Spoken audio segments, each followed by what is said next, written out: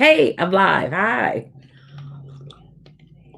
How is everybody doing today? Glad you could join me for Travel Talk Tuesday.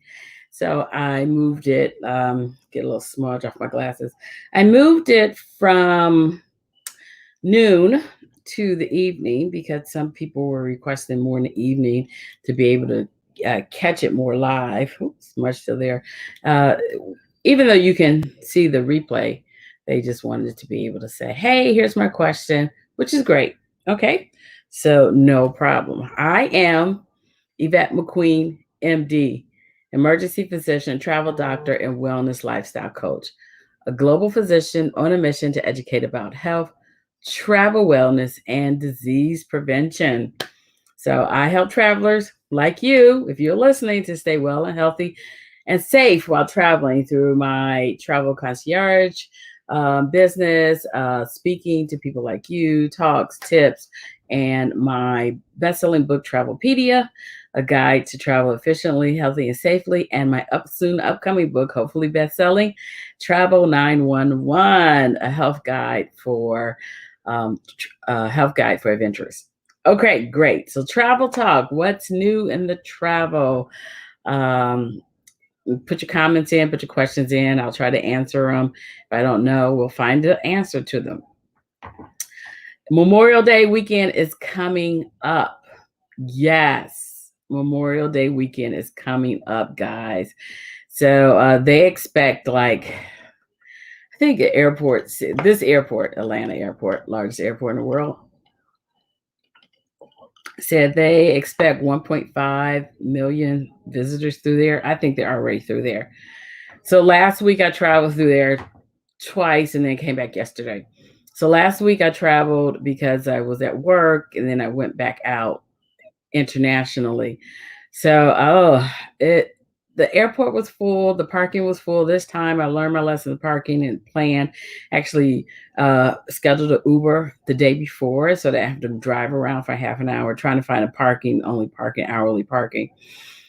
So once again, the issue is before you travel, particularly this weekend, plan, and plan. Okay.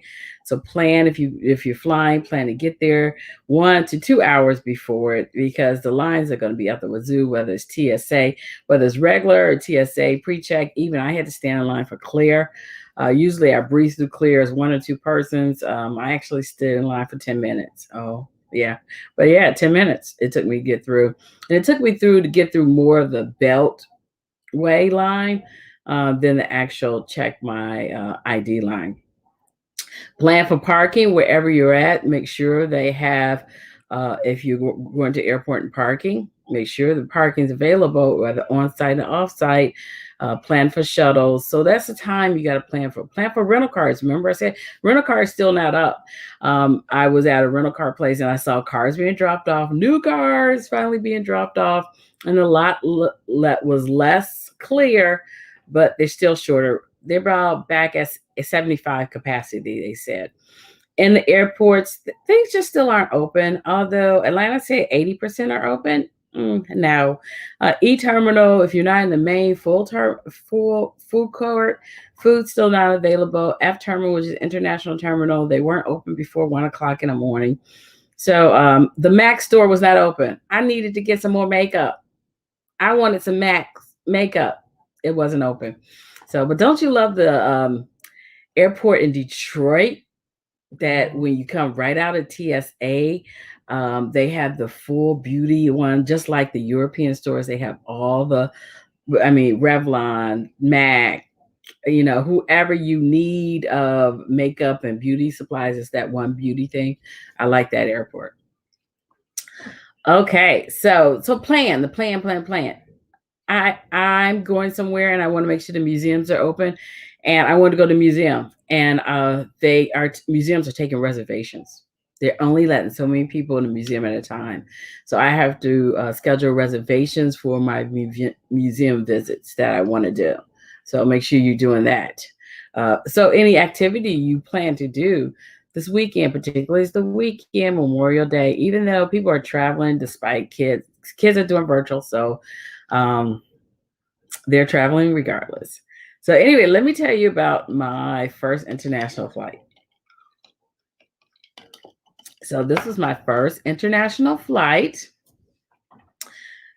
since the pandemic. And I left last Friday. I went to, I tell you, somewhere in Mexico because I had to do a conference. So it wasn't all fun and games because I was actually working a lot, but I did a conference. I was talking.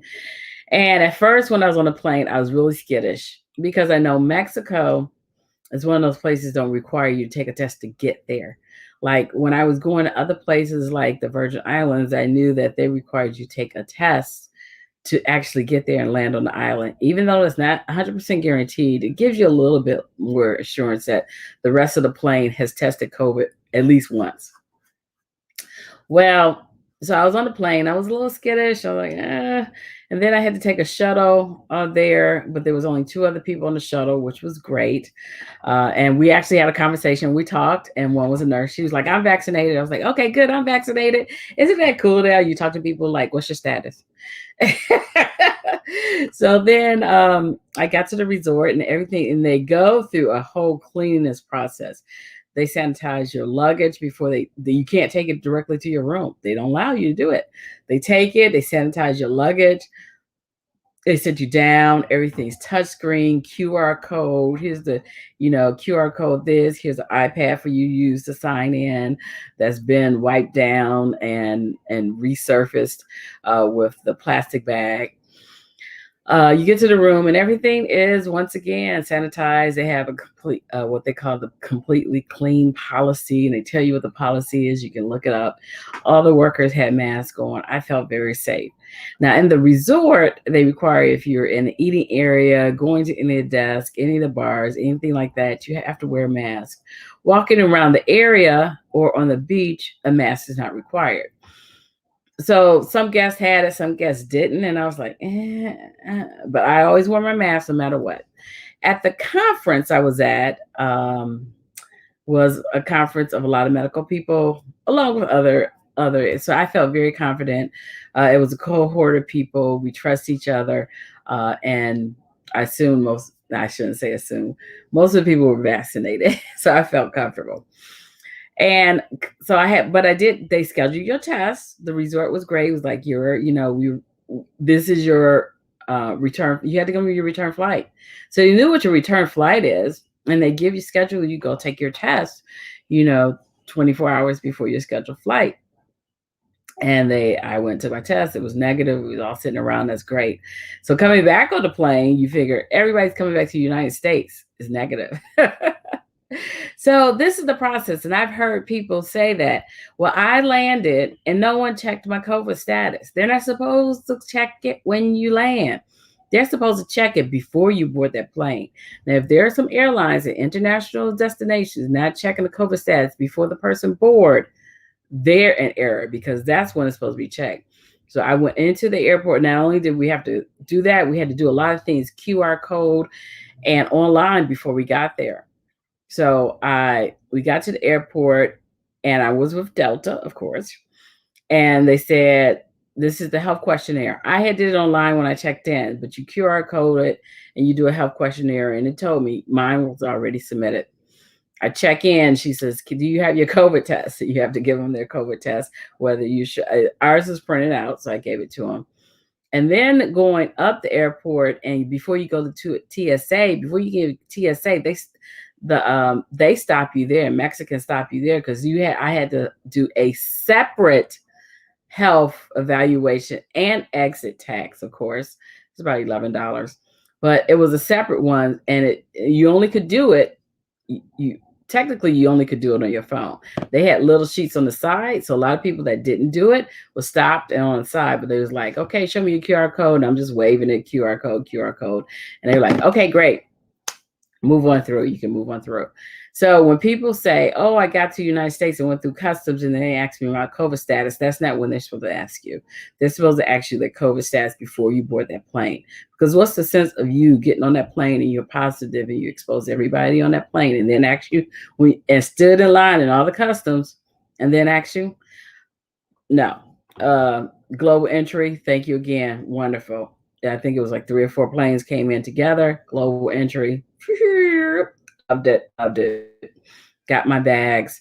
But Atlanta, Atlanta Airport. If you come in an E terminal, they make you walk all the way to F terminal. That was like a 20-25 minute walk. If you know how far E and F is from each other, very far. So my plane came in internationally in E, and and they didn't have the customs up and going to E. They had it in F. You got to walk all the way to F. I might have asked for a wheelchair next time. I was like, oh, I'm tired. I'm walking. And then I said, you know what? We're walking all the way to F. We walked all the way to F terminal. Yep. So for my senior citizens, this is a special one for my senior citizens. When you are traveling, ask for a wheelchair. If you don't feel that it's going to be a long walk or you can't get down a ramp, ask for a wheelchair. There is no harm in asking for a wheelchair. It's a courtesy service to have a wheelchair to take you from point A to point B or down the ramp or board earlier. Senior citizens, just do it. I mean, you don't feel like it's a weakness, okay? Because one, they'll help you board earlier, go through TSA, go from point A to point B, which can be miles of walking. And I'm not saying all senior citizens need it, but if you feel you need extra time, so when they announce pre-boarding and say anyone for extra time, this is not just for wheelchair people. If they say you need extra time, if you don't want to get on that jetway or in the aisle, feel people pushing you, a rush for you to get in your seat and for you to put your bag up, take the extra time, do pre-boarding. So all my senior citizens feel that and you know what, they can't ask you why. They said anyone that feels like they need extra time, you need extra time, you need extra time. Look at me, look at that, you go, great, me, whatever, but say you need extra time to board. So, and I would suggest my senior citizens start doing that and start using a wheelchair if needed. It's not a sign of weakness. It's just helping you out. So you still have energy when you get to your destination. Think about it. Why expend all your energy beforehand? Plan. Travel is up. It's Memorial Day weekend. What can I tell you about anything else? Once again, rental cars, come on, they're just low in it. So either you make your reservation or you prepay, or you get someone to do it under executive account or a business account. They have to give it to them, believe it or not. So I haven't had any problems with my traveling because it's always done under business account. Let's see. What else is new? The cruise ships. Now, the CDC have said that the cruise ships can start again in July. Some have started making it. The river, remember I said the river cruises are definitely. So, but CDC actually, they said they lifted the guidelines for vaccinated. So if you can show that you're vaccinated, they actually lift the testing for that. So you don't have to do that. Of course, it's still a sticky situation about some states saying that they're not going to do the vaccine car or what they say passport, but they still are requiring the cruises are still requiring that you come for testing or show that you're vaccine. Okay. Let's see. So those are new rules for the cruising. Europe is opening for us. They still have not said what are they going to do about. If anyone's been to Europe lately, you can just chat in the text or the comments and let me know what's going on. Because I can't find Europe saying, yeah, we're opening it for you, but I'm not finding anything that's saying what they're doing for us. Whether you land, they check you, get quarantined. And I guess it goes from country to country. So you got to look at that fact. That's the most travel tips. But once again, planning. I'm gonna put this in real quick. Okay. If anyone has any questions, come to me. And it's just saying we can still travel. So I'm looking at it right now, and it's saying we can travel soon. They haven't told us the guideline. I know Paris last week opened up. I had some friends that live there, and they're like, "Yes, Paris is open. I'm ready to book my ticket and go." So it not much more update from last week. I'm just telling you again. I did my first international trip. I feel better. I feel great. I came back. Yes, I'm home. I tested negative. But you do have to have that test when you enter the United before you board your flight to enter back in the United States. So Memorial Day weekend, just plan, get your gas. We know there's a gas shortage recently. Make sure your car is tuned up if you're doing that. Make sure you have a maintenance plan. The tires, actually, I need to go check my tires. It says tire pressure low, and it's just been sitting there. Maybe it's just because it's been sitting there. Make sure you check your tires and your engines and your oil level and things like that before you get on the road.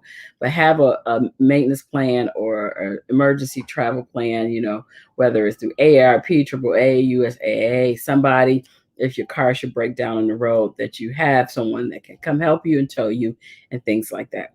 If you're traveling internationally, make sure you're doing that medical travel insurance just in case. And most of the insurance I went through when I was getting my insurance for my recent trip, I went through like 4 different companies and read all their policies, and they are only one of them. 3 out of the 4 definitely covered if you got sick with COVID or was COVID positive on your travels and couldn't return to the United States. So make sure you're reading the fine print on that. Hey, thank you for joining me. So that's what I want to know. Okay. Plan, Memorial Day weekend, gas, parking at the airport. That's an issue. Rental cars, get to the airport, I say 2 hours ahead of time because of the lines are going to be out crazy because this is the time people are wanting to do things. Yeah, activities. If you plan activities, check. Like I said, I checked for some museums that I plan to go to, and they're only taking reservations to get in. So that's important also. So like I said, not a lot of new updates, but you can always hit me up, let me know what you're looking for, and I will come back next week on Travel Talk Tuesday. So Yvette McQueen, MD, on all social media, except for Instagram, Dr. Travel 911, find me there. And I am here to keep you healthy and safe while traveling. So if no more questions, no more answers, no more comments, let me know. Ciao for now. Peace and love.